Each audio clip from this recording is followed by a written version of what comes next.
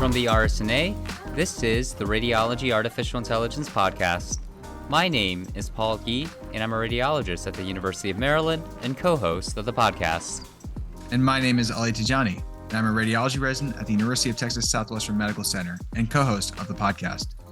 Each month, we dive into the hottest topics in radiology AI and talk with leading experts, thought leaders, and movers and shakers in the field. Welcome back to the Radiology AI Podcast. On this episode, we're joined by our very own Dr. Bardia Khosravi to learn about the journal's latest data resources initiative.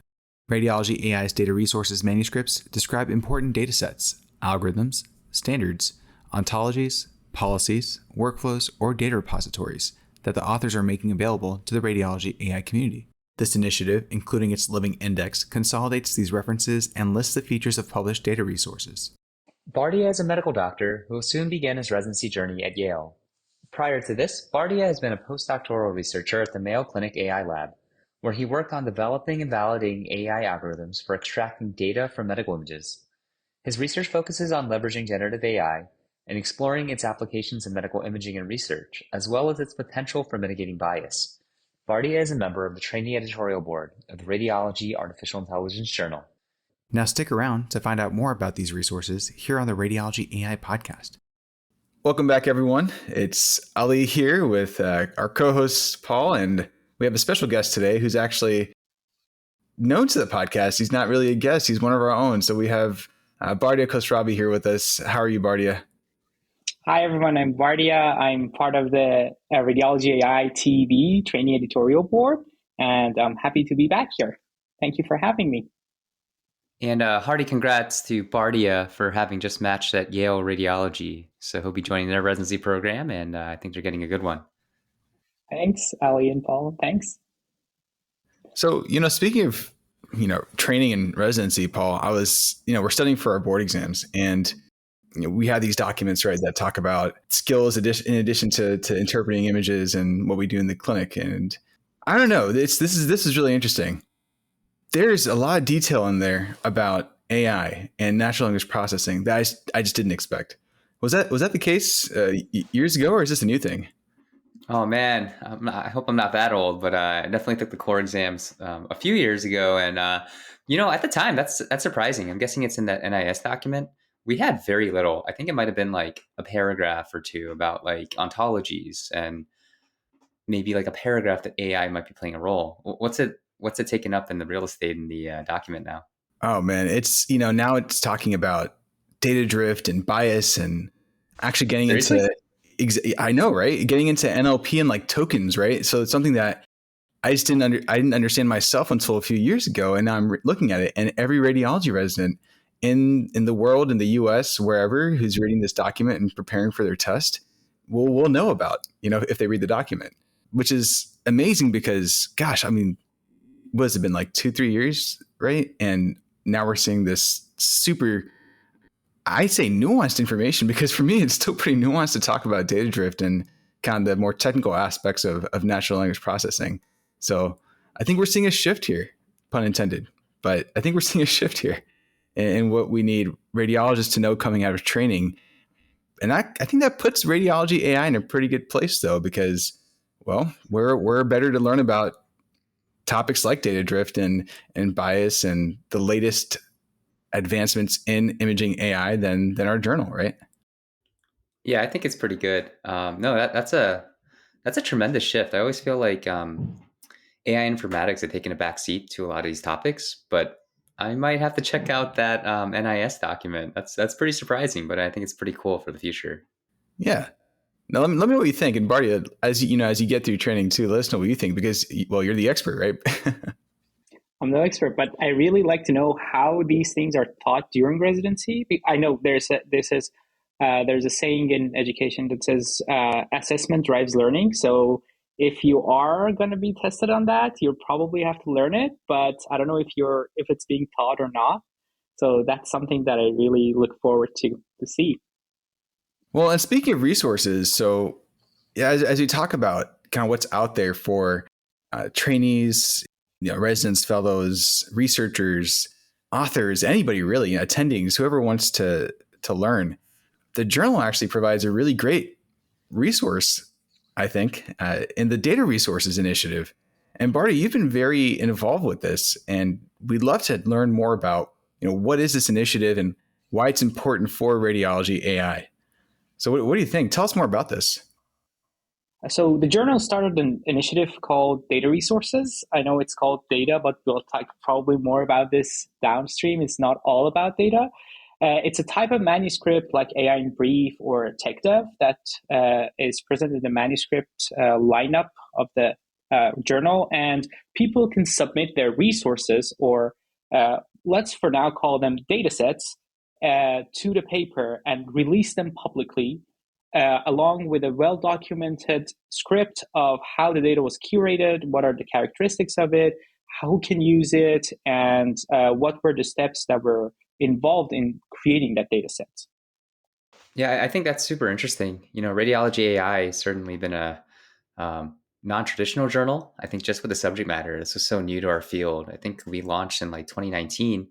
So I'm curious though, in that same spirit, this is a non-traditional type of article. It is a data set, as you mentioned, but it's also documentation, right? But how does this differ from traditional research papers or what's been before, which is just data sets being released on Kaggle or GitHub or Mendeley or somewhere else? In other words, or another way of looking at it, what additional value do they provide? So I think one incentive is that in the academic world, you have to publish paper to be recognized for something. And this is a very good venue to show your work as a dataset curator and also be credited for that effort. So I think this is one thing that makes this unique, this type of article unique, rather than releasing a dataset on Kaggle. That work can't be cited and probably won't be that effective in your academic career. But when you have a paper published in Radiology AI discussing how you curated that dataset, and that can be cited over and over and over again, this will probably help a lot. And this will probably incentivize researchers to go over and then do their work to curate the dataset and release that. And this will be for the greater good, I guess. What do you think? I mean, I could definitely agree with that. And I'm looking at it right now, Bardia. So, I'm at the Radiology AI webpage, and I navigated to collections and I dropped down to data resources. So if you're listening along, feel free to check this out too, because this is amazing. And, Bardia, I'm looking at this. I'm seeing data set, the papers from the group at UCSF, from the Scottish Medical Imaging Archive, several teams, from the machine learning committees at RSNA who've gone back and looked at the data sets for our challenges at RSNA, Duke, Emory, and some of the prior, breast imaging data sets that we've talked about on our podcast, actually. So there's a pretty wide range and a good breadth of resources here. Are all of these accessible? Like, can I click on the paper here, right? Follow the instructions and access each of the data sets right now? Or is there a process to get to the data sets themselves? And this is more for us who may not be familiar with the process. So all of the resources should have their datasets deposited in a publicly available repository for at least 5 years after publication. So that it should be available and is available. The only thing is you probably, for some of them, need to go through signing some forms, data use agreements with for example, the Scottish medical dataset to access their data. The good thing about some of these datasets is they're a very good resource, but they're very huge. For example, the Scottish one that you mentioned has 57 million records, which is massive. And they also provide compute. So if you submit your proposal, you can use their clusters to analyze the data and then publish on that, which is very good. So are these resources limited to data sets, or do we have, analysis, the composition of the data sets, the demographics, kind of subgroup analysis, any other information? My understanding is it may vary from resource to resource, but what was the intention when you and your team put this together? So I actually helped with curating some part of the live index that I think I'll discuss later.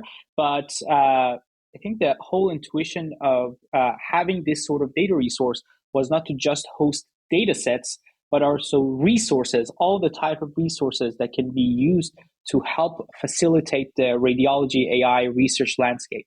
So for example, let's say you have a very good Python package that does a lot of things for you, and streamlines, let's say, data pre-processing. That might be a very good fit for the data resources section.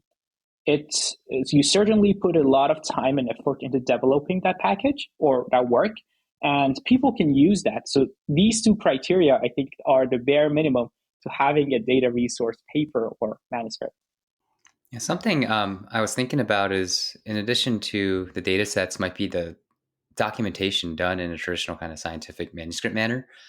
I'm sure the three of us have seen some nondescript data sets on Kaggle that seem to have some random set of images that are purported to be annotated for disease X or Y. And I wonder about, one, how do we evaluate the veracity of those things? How do we know what some of the details are? And so I think it's important that data sets have this documentation that's in an easy to read format, but also includes some standard types of metadata. I'm thinking about this paper that came out in Nature Machine Intelligence a couple of years back. It was a systematic review of all of the COVID-19 algorithms that were developed in the first year of the pandemic and published on arXiv, preprint, and PubMed and the like. And their conclusion was pretty stark. It was like, of hundreds of algorithms, none of them were found to be of any potential clinical use because of underlying biases and methodological flaws. And one of these was that, hey, there's a lot of chest x-ray data sets out there, and a common one is by Kermani et al., which was a landmark paper in Cell back in 2019. It had bacterial pneumonia, viral pneumonia, and no pneumonia. And then they dumped those and saying, hey, these are our controls compared to COVID patients. But the problem was that these chest x-rays were all pediatric patients. And so effectively, one of the concerns is, hey, maybe this deep learning model that was ostensibly trained to identify COVID actually just figured out adult versus kid, since most of the images for COVID coming out were in the adult world. So that's all to say that, I think that data set documentation is something that's really lacking. And we've seen some real world examples of how this can lead to models that may not hit that clinical mark as it originally intended. I'm curious what you guys think, having been in the practice and kind of in the trenches of data science with radiology. I think it's even like being able to just trust the data set and where it's coming from, knowing that there's a set of authors that followed a criteria like the claim guideline where they very clearly state what the standard annotation guidelines were, what the steps were to actually prepare or train the annotators, how the reference standard was determined, where it was all those details that you really want to know as a researcher, for just the robustness of the curation of the data set, but also to have reproducibility and ensure some of the more important concepts more downstream in that model development pathway. I think it's so hard if you're trying to do that using maybe an open data set, but may have ambiguity or may not explicitly mention these things. But having a consolidated set of resources that, of course, I encourage everyone here that's listening to us to go into these articles and confirm that for yourself.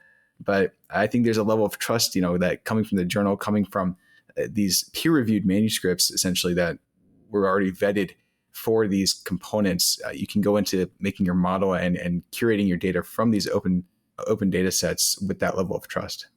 Bardia, what do you think? Exactly. And I'd like to emphasize the last point about undergoing rigorous peer review. So there are at least 2 to 4 other pairs of eyes looking at your manuscript and your data set, and they're verifying that it's going to be useful, and we're going to give you some feedback during the revision process of how you can make it more accessible and useful to the researchers. So for the peer review process, every author should provide either a secure link or a username and password for the reviewers to go and inspect the data set themselves. And reviewers do. So they know what exactly is the shape of the data set when it's going to be released, and they can give you some feedback on how you can make that better. And I think that's a very valuable resource that the journal provides. It's benchmarked too, right? We have timestamps on a lot of these. So let's say there was, gosh, I really hope there's not another pandemic. I really, really hope in my lifetime there is not another pandemic. But, we can look at the benchmarks and timestamps on these and understand, where these are in context of what's going on in the world. And I think that's an important factor as we talk about drift and other phenomena, being able to understand the context that these data sets were curated in as well. Yep, I totally agree. Thanks for joining us for this episode. Check out the Radiology AI website to access these resources. Subscribe for the Radiology AI podcast for more discussion on content from the journal and hot topics in our field.